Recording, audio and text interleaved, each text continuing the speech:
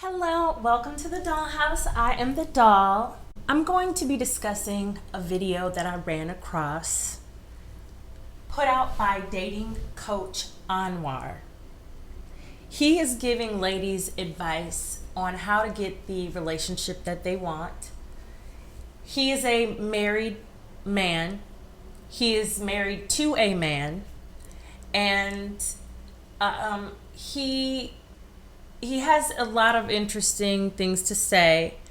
And one of the things that he said that I found particularly interesting is that light-skinned men and biracial men are dangerous. The majority of them are dangerous.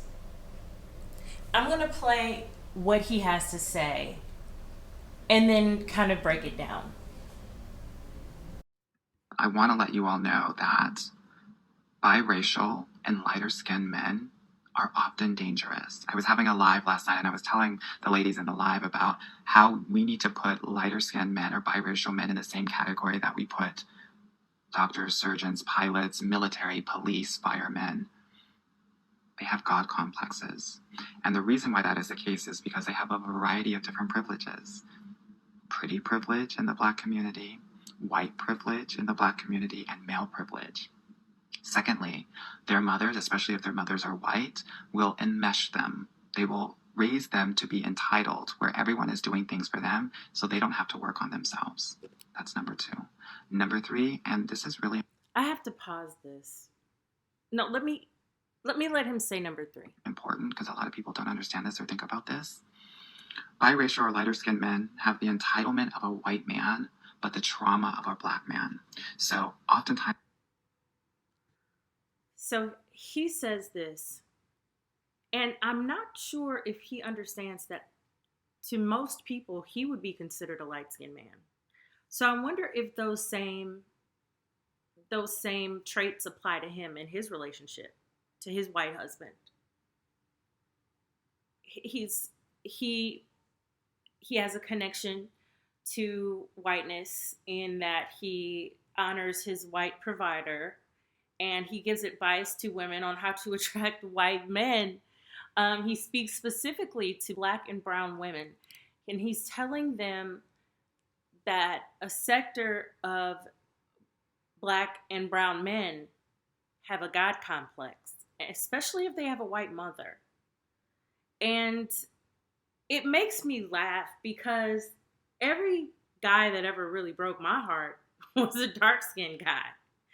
I see that it's as if we haven't just witnessed, Diddy getting his home raided, or Bill Cosby drugging women, or Wesley Snipes beating up Holly Berry and I think taking the hearing out of her ear.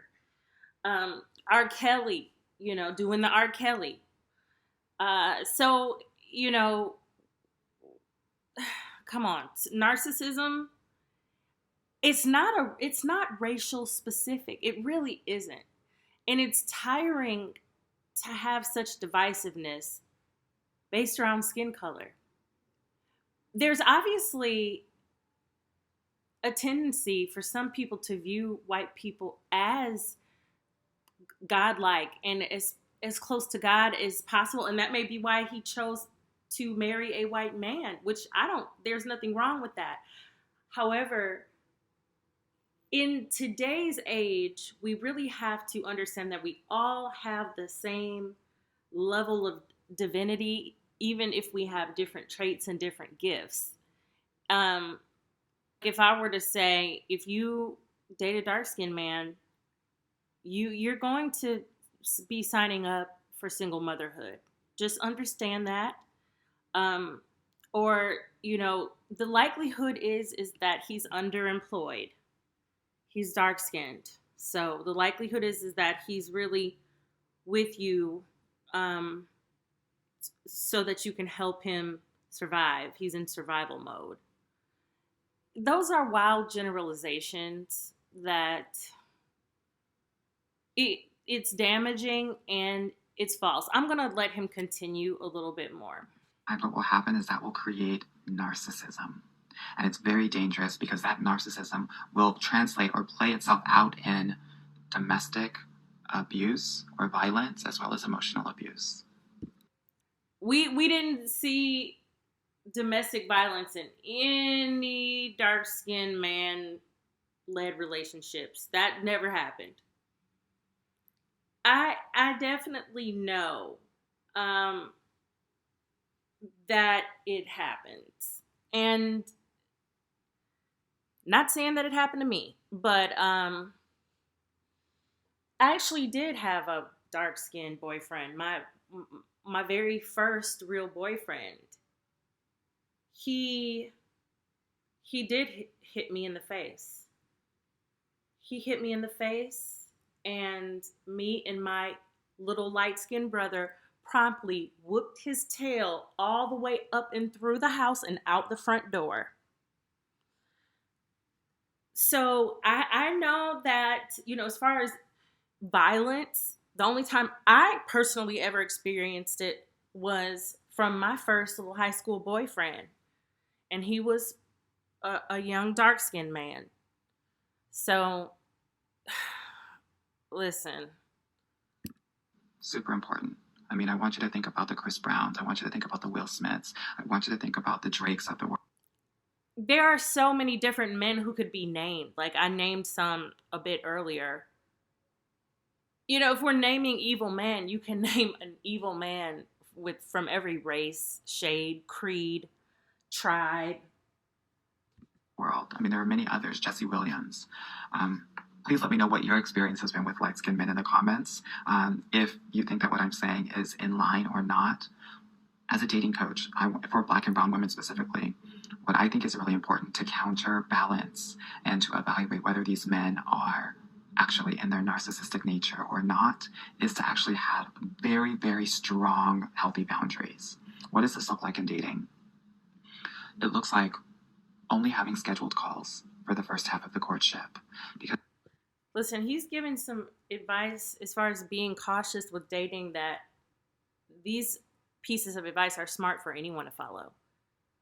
Having scheduled times to court for courtship, that's a smart thing that people might want to consider doing.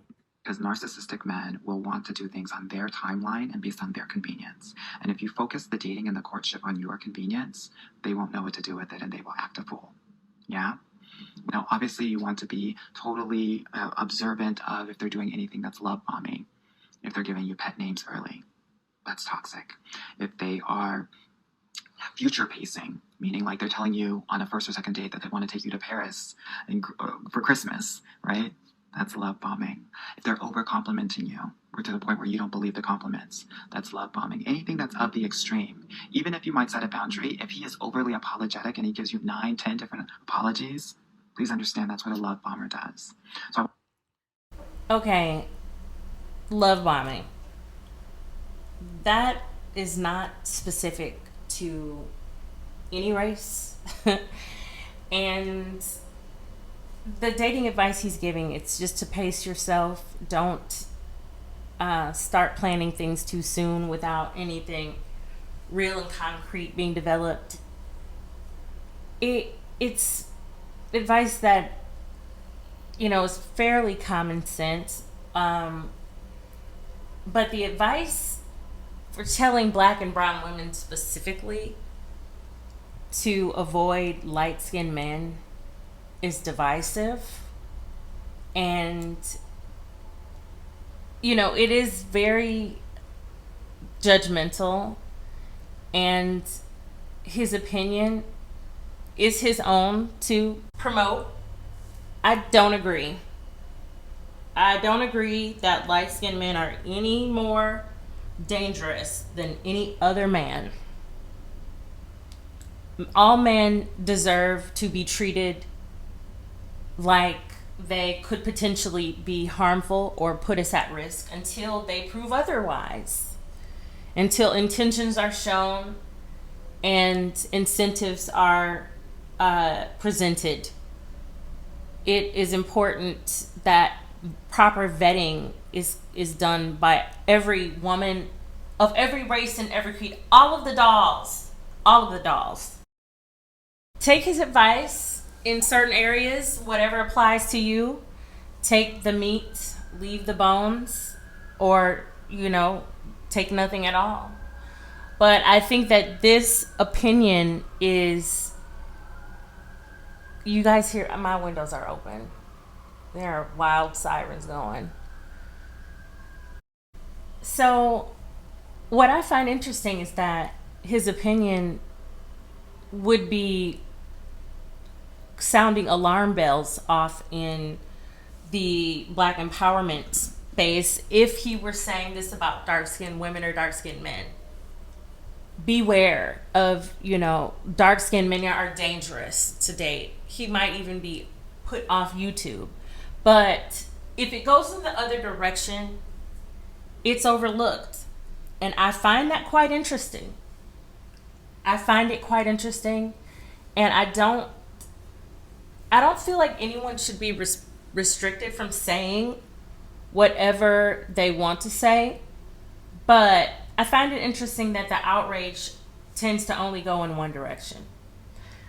So, I wonder what you all will think about this. Leave your comments down below, and please like the video. It's a free way to support the channel and help it continue to grow.